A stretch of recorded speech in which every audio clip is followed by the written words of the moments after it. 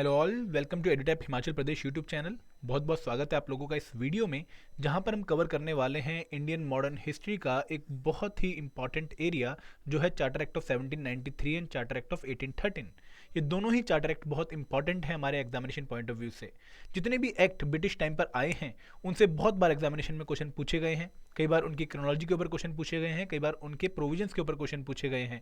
तो भले ही आप प्रीलिम्स की तैयारी कर रहे हैं, भले ही आप मेंस की तैयारी कर रहे हैं, ये टॉपिक आपके लिए काफ़ी इंपॉर्टेंट है from the examination point of view. ठीक है, अगर आप लोगों ने अभी तक हमारा यूट्यूब चैनल सब्सक्राइब नहीं किया है तो please do subscribe to our YouTube channel and also join our Telegram channel, क्योंकि हमारे जितने भी सेशंस हैं उनकी पीडीएफ आप टेलीग्राम चैनल पर देख सकते हैं। ठीक है, तो शुरुआत करते हैं लेक्चर की।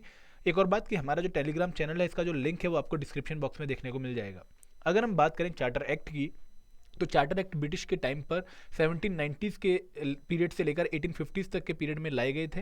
और इन चार्टर एक्ट में बेसिकली जो चार्टर था ईस्ट इंडिया कंपनी का, जो ट्रेड प्रिविलेजेस देता था ईस्ट इंडिया कंपनी को, ये आपका चार्टर रिन्यू करता था उन पर्टिकुलर प्रिविलेजेस को फॉर नेक्स्ट 20 ईयर। ठीक है, सिर्फ 1853 का एक्ट ऐसा था जिसने नेक्स्ट 20 ईयर के लिए चार्टर रिन्यू नहीं किया था, उसने कोई टाइम पीरियड स्पेसिफाई नहीं किया था।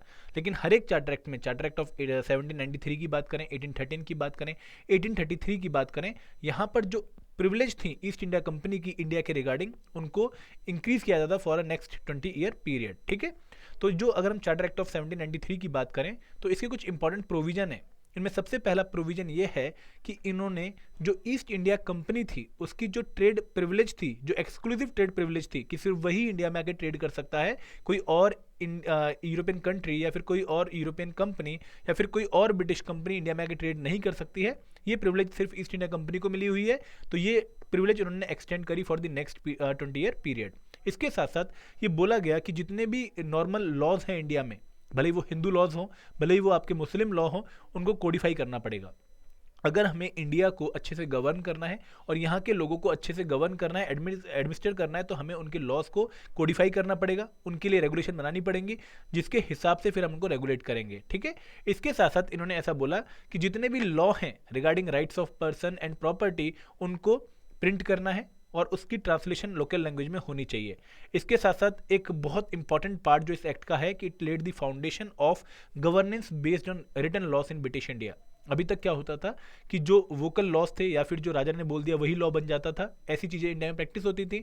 तो ये प्रैक्टिस खत्म करते हुए इन्होंने एक कोडिफाइड सिस्टम बताया कि देखो ये लॉज हैं, इनको आपको फॉलो करना है, ये आपके राइट्स ऑफ पर्सन बता रहे हैं, ये आपके राइट ऑफ प्रॉपर्टी बता रहे हैं। इन्होंने एकदम क्लैरिफाई करना शुरू कर दिया। इसके साथ साथ इन्होंने एक इंपॉर्टेंट प्रोविजन जो ऐड किया वो ये किया कि जितने भी मेंबर हैं होम गवर्नमेंट के जो कि लंदन में हैं, उनकी जो सैलरीज होंगी वो ब्रिटिश स्टेट एक्सचेकर से नहीं जाएंगी, वो इंडियन रेवेन्यू से पेड आउट होंगी।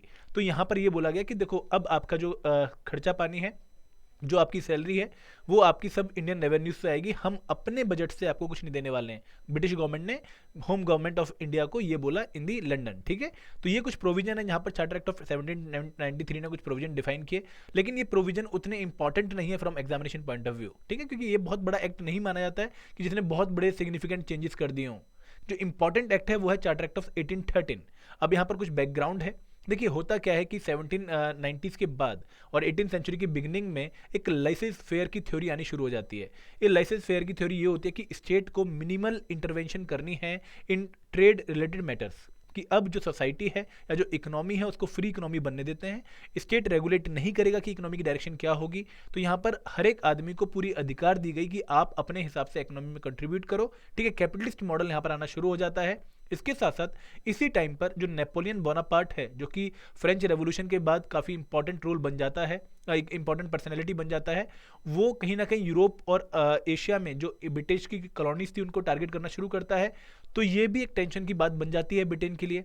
इसके साथ साथ यहाँ पर ब्रिटेन में बहुत स्ट्रॉन्ग डिमांड आते हैं कि अब आपको कंपनी की मोनोपोली एंड करनी चाहिए, आपको बाकी जो ट्रेड मर्चेंट्स हैं उनको भी परमिशन देनी चाहिए कि आप भी जाकर इंडिया में ट्रेड करो, अब एक्सक्लूसिव प्रिविलेज कंपनी की नहीं होनी चाहिए, ऐसी डिमांड आती है ब्रिटेन में। ठीक है, और एक और बात कि इंडिया में यहाँ पर मैसूर वॉर खत्म हो चुकी है 1813 तक, मराठा वॉर्स भी लगभग खत्म हो चुकी हैं और बहुत सारी कार्नेटिक वॉर्स भी खत्म हो चुकी हैं। तो अब जो कंपनी की टेरिटरी इंडिया में काफ़ी ज़्यादा बढ़ चुकी हैं।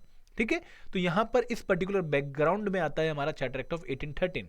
चार्टर एक्ट ऑफ 1813 बहुत इंपॉर्टेंट है from the examination point of view, क्योंकि इस पर्टिकुलर एक्ट में जो सबसे बड़ा काम होता है वो ये होता है कि जो ईस्ट इंडिया कंपनी की मोनोपोली है कि सिर्फ अभी वही ट्रेड कर सकती है इंडिया के साथ, कोई और ईस्ट इंडियन कंपनी या फिर ब्रिटिश कंपनी इंडिया में ट्रेड नहीं कर सकती है। ये मोनोपोली को एंड कर दिया जाता है। अब बोला जाता है कि अब ईस्ट इंडिया कंपनी के साथ साथ बाकी ट्रेड कंपनीज भी इंडिया में आके ट्रेड कर सकते हैं। ठीक है, तो जो मोनोपोली है, सिर्फ एक को पावर दी गई है, वो पावर अब खत्म कर दी गई है। इसके साथ साथ ये कॉन्स्टिट्यूशनल पोजीशन डिफाइन करता है ब्रिटिश टेरिटरीज की इन इंडिया। इस एक्ट में बोला गया है कि जितनी भी टेरिटरीज ईस्ट इंडिया कंपनी के द्वारा गवर्न की जा रही हैं, वो on the interest of the British crown है। ये ऐसा नहीं कि कंपनी की अपनी टेरिटरी है, ये जो टेरिटरीज हैं ये उनको रूल कर रहा है on the behalf of British crown. ठीक है, एक और बहुत इंपॉर्टेंट बात चार्टर एक्ट ऑफ 1813 में हमें देखने को मिलती है, वो ये है कि अब जो क्रिश्चियन सेटलमेंट्स थी, जो इंडिया में काफ़ी टाइम से आने की परमिशन मांग रही थी लेकिन जिनको परमिट नहीं किया गया था, उसको भी इस पर्टिकुलर एक्ट में परमिट कर दिया जाता है कि अब क्रिश्चियन मिशनरीज भी इंडिया में जा सकती हैं। और इसके बाद क्रिश्चियन सेटलमेंट्स हमें इंडिया में काफ़ी बढ़ती हुई दिखती हैं। और उसका इम्पैक्ट क्या है कि हमारा जो नॉर्थ ईस्ट है वहाँ पर हमें बहुत सारी क्रिश्चियन ट्राइब्स देखने को मिलती हैं। हमारी केरला की पॉपुलेशन क्रिश्चियन काफ़ी है, तो इन एरियाज में अब क्रिश्चियन मिशनरीज का रोल काफ़ी बढ़ जाता है। ठीक है, और ये एक बहुत बड़ा फैक्टर बनेगा इन द रिवोल्ट ऑफ 1857।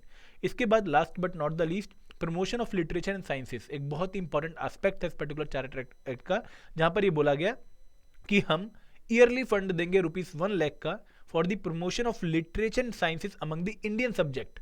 ठीक है, जनरली बोला गया कि इंडियन सब्जेक्ट, लेकिन बाद में इसको फॉलो नहीं किया गया।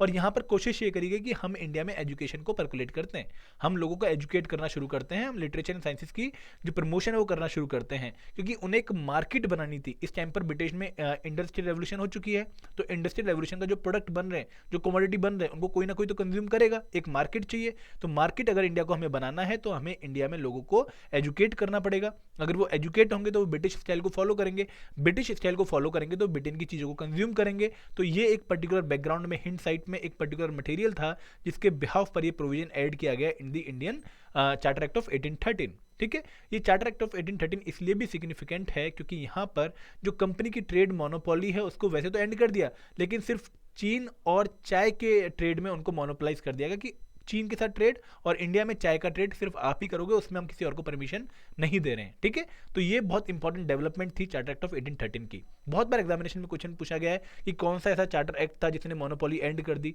या फिर कौन सा ऐसा चार्टर एक्ट था जहां पर बिगिनिंग हमें देखने को मिलती है क्रिश्चियन सेटलमेंट्स की इंडिया में। तो ये काफ़ी इंपॉर्टेंट है from examination point of view.